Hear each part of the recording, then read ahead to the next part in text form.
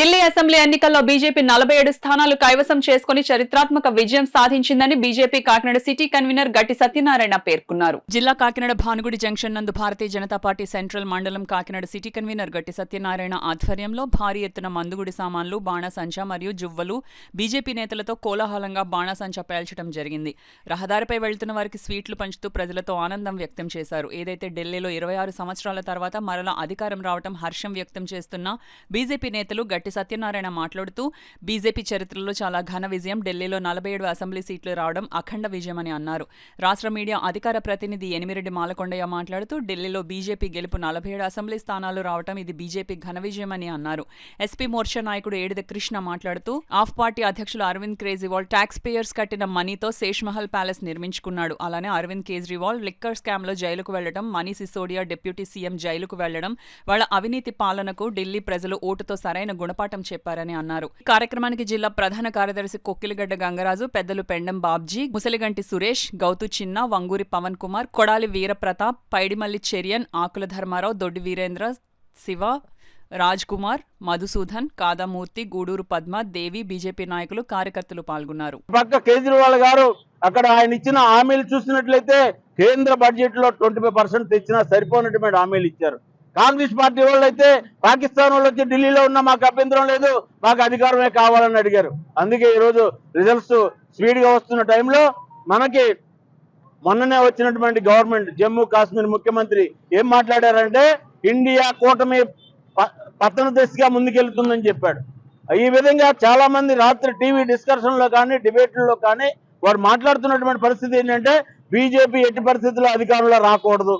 ఎందుకు రాకూడదు అంటే వారి యొక్క దోపిడీతనం, వారి యొక్క దొంగలతనం, వారి యొక్క దేశ ద్రోహుల్ని జైల్లో పెడతారన్న భయంతో వారందరూ కూడా బీజేపీ రాకూడదని కోరుకున్నారు.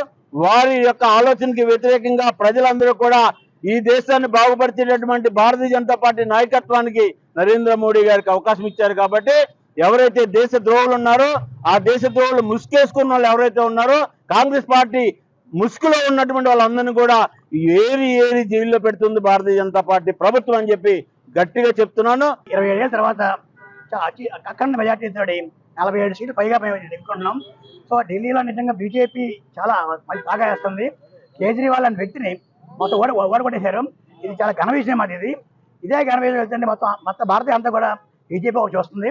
ఇది ఒక దీని నిదర్శనం కూడాను. ఇదే విధంగా వెళ్తే మొత్తం అంతా కూడా యావత్ మన భారతదేశంలో కూడా అటు వచ్చే రాని ఎలక్షన్లో మన తెలంగాణలో కానీ లేకపోతే కర్ణాటకలో కానీ అలాగే మన తమిళనాడులో కూడా బీజేపీ వచ్చే అవకాశం ఉంది. ఈ ఘన విజయంతో మేము చాలా ఆనందపడుతున్నాం. మొత్తం మా శ్రీమంతా కూడా చాలా గర్వపడుతూ మంచి ప్రభుత్వం మేము చాలా ఆనందపడుతున్నాం. సో ఈ విషయంలో మేము మోడీ గారిని ఆయన యొక్క ప్రణాళికని అభినందించాలి. ఆయన మంచి ఉద్దేశంతో ఎంతో ఒక వికసిత భారత ఉద్దేశంతో వెళ్ళారు. ఆయన ఎంత మనం ఉన్న భారతదేశం ఉన్న ఒక మన ఆర్థిక వ్యవస్థని 11 నుంచి 5 తెచ్చారు. 5 నుంచి 3 వస్తున్నారు. ఈ ఘన విజయంతో మన భారతదేశంలో ప్రపంచ దేశాల్లో కూడా అగ్రస్థానం నిలబడుతుంది. ఈ రోజు ప్రపంచంలో మన భారతదేశం అంటే అందరూ చూస్తున్నారు. ఈవెన్ నిజ విషయం ఏంటంటే ఉక్రెయిన్ యుద్ధంలో కూడా నిజంగా ఆ రోజున ఒక 2 రోజులు యుద్ధం ఆపమంటే ఆపిన పరిస్థితి. ఇదే మన మోడీ గారు ఎప్పుడు కూడా మన భారతీయ ప్రధాని ఉండాలని కోరుకున్నాను. ప్రధానంగా ఎలక్షన్ ఏదైతే జరిగినాయో మన ఆమ్ ఆద్మీ పార్టీ ఓటమిని చూసాం.